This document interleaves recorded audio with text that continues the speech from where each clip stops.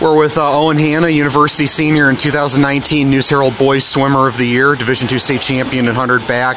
Owen, obviously another great year for you guys, and I can't help but be reminded every time I come in here. You see the reminders of the tradition here. The pictures of the old teams. The record board up there, that sort of thing. How nice is it to have a reminder of that, of how great this program has been and what you're contributing to? It's great. It's great inspiration to kind of look back on previous years and previous teams and kind of see what they've accomplished and the work they've put in and the goals they've achieved, and kind of use that as inspiration towards our goals and to work hard during our practices and push ourselves throughout this whole season to try to be as best we can, or try to do as best we can throughout this whole season. So. One thing I don't think we've ever talked about, when did you get your first start in swimming? Like, what was your first memory of, like, rec swimming, that sort of thing?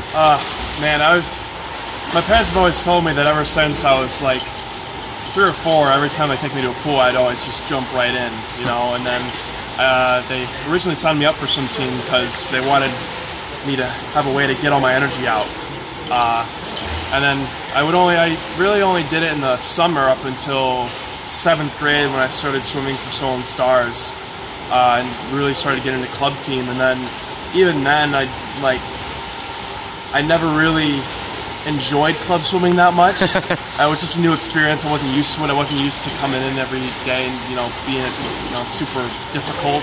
I was more used to relaxed summer rec swim teams, and I really didn't start getting super into swimming towards the end of my 8th grade year and beginning of high school, where I started get into these regular routines, get into weightlifting, and get into the rigorous training that I'm into now.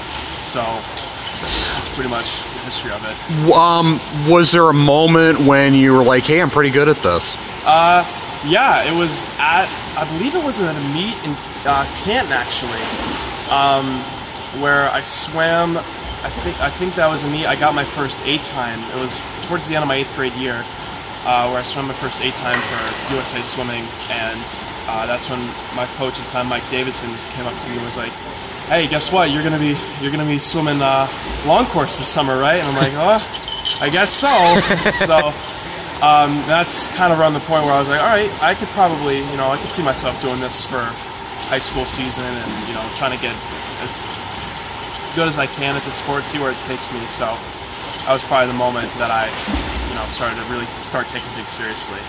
I think people forget sometimes, for a lot of you guys, swimming is a year-round endeavor. You're doing club, you're doing USA, you're doing high school, that sort of thing. What is high school season for you guys? Is it more of kind of, maybe, for lack of a better term, kind of a fun thing to do because you're being competitive for your school, that sort of thing? Where does high school season fit into that year-round endeavor? I'd say it's definitely kind of more of a less pressure at the start. When you're in club, you kind of walk into practice. You're nervous about what practice is going to be. You don't know if it's going to be, sprint, distance, or what have you, right?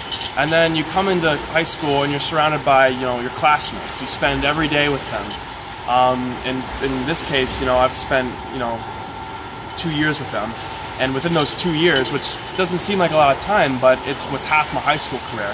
And, these guys became some of my best friends. And to be able to train with them these past 2 years is a great experience. And, it was definitely, it gets a lot more stressful towards the end of the season, because you get this sense of weight on your shoulders that you got to carry around, especially if you're an upperclassman, a junior or senior, coming up in your last years, and you want to make a good impression, and but then you put the work in, you get good results come out of it, so it all works out in the end.